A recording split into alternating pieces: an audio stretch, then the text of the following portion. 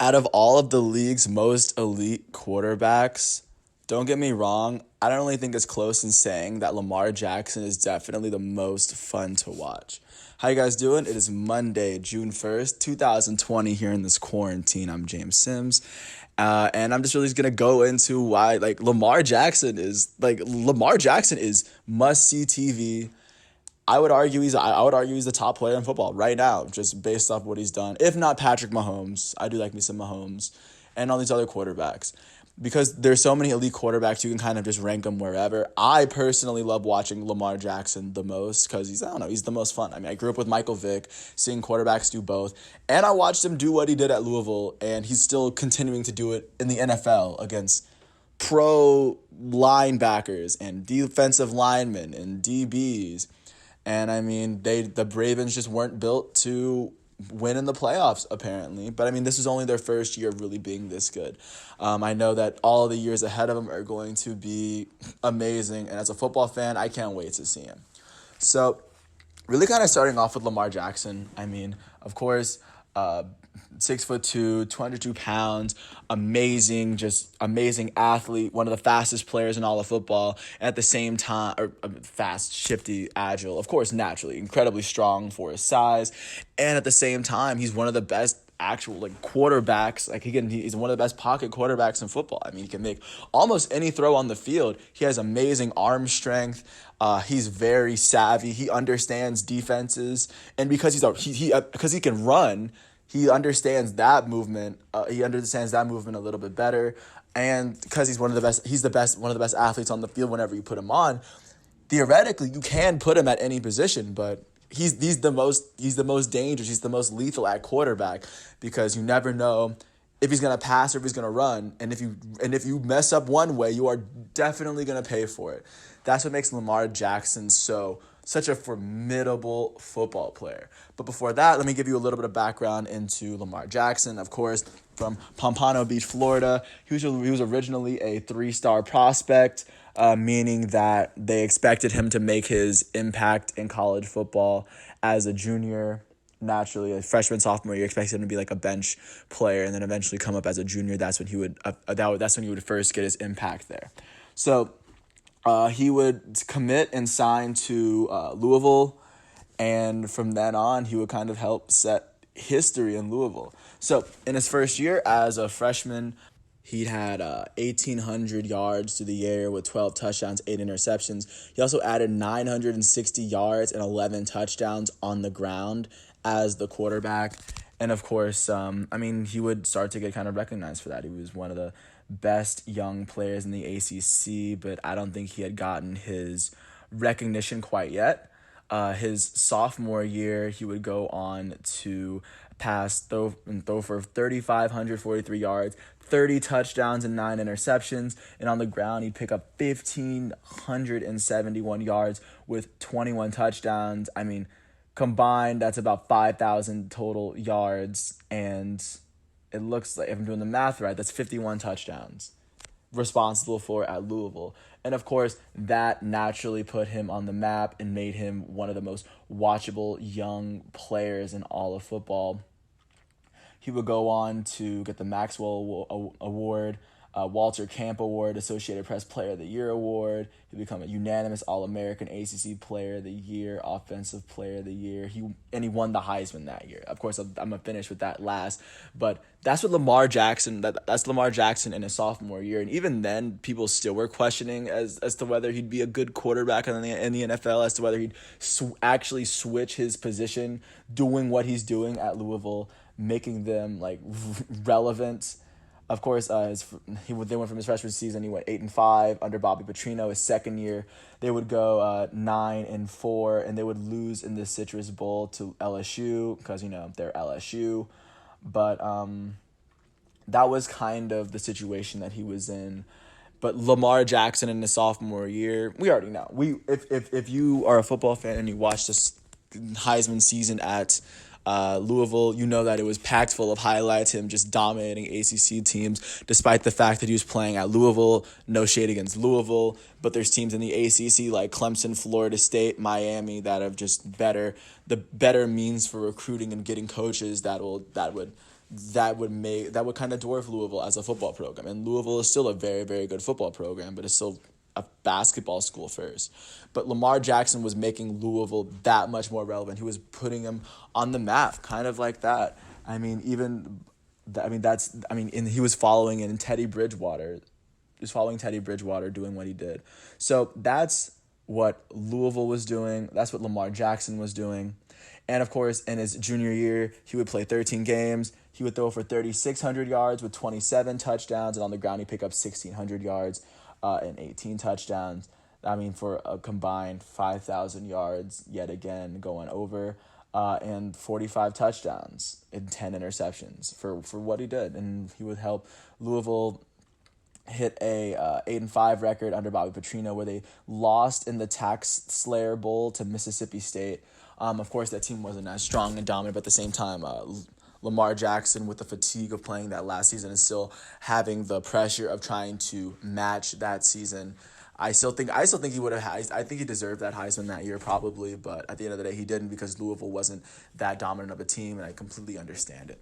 So after that season, after everything that Lamar Jackson had done in Louisville, there were still questions as to whether he was a quarterback, because don't get me wrong, if they put him at wide receiver and running back, he'd still be one of the best players in football. But the Ravens understood, I guess, that if you build an offense for him, then he can dominate in the NFL too. That I guess it's an idea that no one else had. So in the 2018 or 2017 draft, he was taken 32nd. He was the last pick in the first round by the Baltimore Ravens, if I remember that correctly. In the 2018 draft, he was picked by the Ravens. And so from that, he would go on to set up a legacy for himself that would kind of go down, just in history, because he became one of the best Baltimore Ravens players over the course of 2 years. He's only been there 2 years, and he's an MVP. But besides that, so his first year he gets there, he starts 7 of the 16 games he plays. Of course, he throws for 6 touchdowns on the ground. He's kind of doing his thing, getting 695 yards and 5 touchdowns. So, I mean, he's doing what he really can to try to use his skills and to try to incorporate his game in the Baltimore Ravens offense. And, of course, his first year, it wasn't working because they were having quarterback disputes over whether to start Joe Flacco. But the first year they let this man start, as a 22-year-old, he would go on and kind of just wreck the NFL. So he played and started in 15 games, and the Ravens would go on to, get securing a first-round bye. He would lead the NFL or the AFC with 36 touchdowns, 6 interceptions, while throwing for a total 3,127 yards. And on the ground, he was out here running for 1,206 yards, breaking Michael Vick's single-season rushing yard record in the first season that he started. Most elite running backs can't even hit that number. Consistently, and he did it in the first year as a starting quarterback. By the way, that's really what Lamar Jackson was doing. He go on to win the Burt Bell Award. He was first team All-Pro. He was a Pro Bowler, obviously, and most notably, he was the MVP last year at 22 years old. Helping lead the Ravens to not only a winning season, but they secured a top spot in the AFC. He would eventually lose in his first game in the playoffs, but Lamar Jackson did what he did what he felt was necessary to help his team win, playing the game that he played as a dual threat rusher and as a dual threat passer. And because he's such a dominant dual-threat player, I don't even think there's a fair comparison. I don't think he's Michael Vick. I think he's a completely different quarterback from Michael Vick. His running style is a lot different, and I think he throws a better ball than Michael Vick. He throws a better ball than a lot of pocket passing quarterbacks that we consider elite right now. I think his passing game is incredibly underrated, and that's what made him so good at Louisville. That's what made him. The fact that he's such a good passer is what makes him a run threat. And when he's a run threat, he's the best run threat in all of football. The fact that this is how we talk about now he's 23, a kid who won an MVP in his 22-year-old season and his second year in the league, I think that speaks volumes for what makes him one of the league's best. And if you're a football fan, you're well aware of what Lamar Jackson's doing, seeing him play at Louisville, seeing him prove all of these critics wrong that are saying that he should switch his position. But no, I mean, he stayed with that. And I like how the Baltimore Ravens were able to build an offense around him, give him Mark Ingram in the running game, give him really, really strong run-oriented offensive line.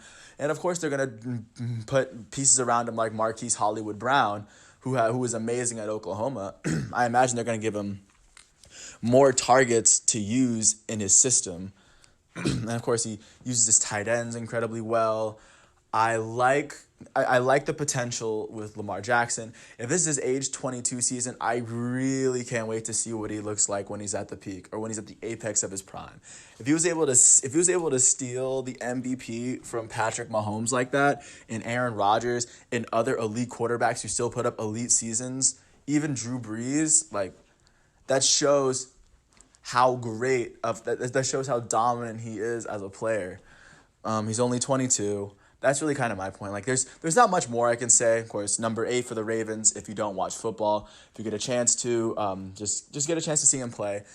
He does more than a lot of other quarterbacks do for their team. I really appreciate. I'm in awe of what he's done in the passing and the rushing game. But that's really all I have to say on him. There's not much more to my point to prove how elite of a player he is. He just exceeds expectations every single time.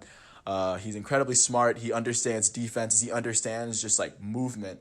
And he's able to make grown, all-pro NFL linebackers and linemen miss with relative ease. So that's why I think he should be considered elite. He's already elite. What I'm saying is a no-brainer. I'm just reinforcing what a lot of NFL fans already know. But if you don't know, or if you're just hating on Lamar Jackson for some reason, watch Lamar Jackson. He's amazing. Like, as a football fan, you'd kick yourself by not watching him play by the time his career's over. Because, like I say with all these young players, and Lamar Jackson is most definitely not an exception,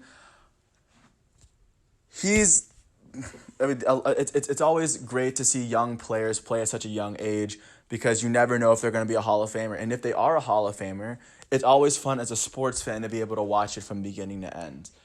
Because, I mean, if he's only 22 now, there's no way he's going to just show up next year and be bad. Like, for the next few years, I would say for the next 5, 6, 7 years, he's still going to be one of the league's best as long as he still has his legs under him. And once his legs are gone, he's still one of the league's best passers. And people seem to underestimate his passing game. I guarantee once he starts actually passing, people are going to start saying, oh, wow, he can pass the ball too. But at the end of the day, Lamar Jackson is if not the best, one of the best quarterbacks in all of football. Like I said, watch him if you get a chance. I appreciate you for listening to all 13 minutes of this. And with that, I'm just going to sign off and say, peace.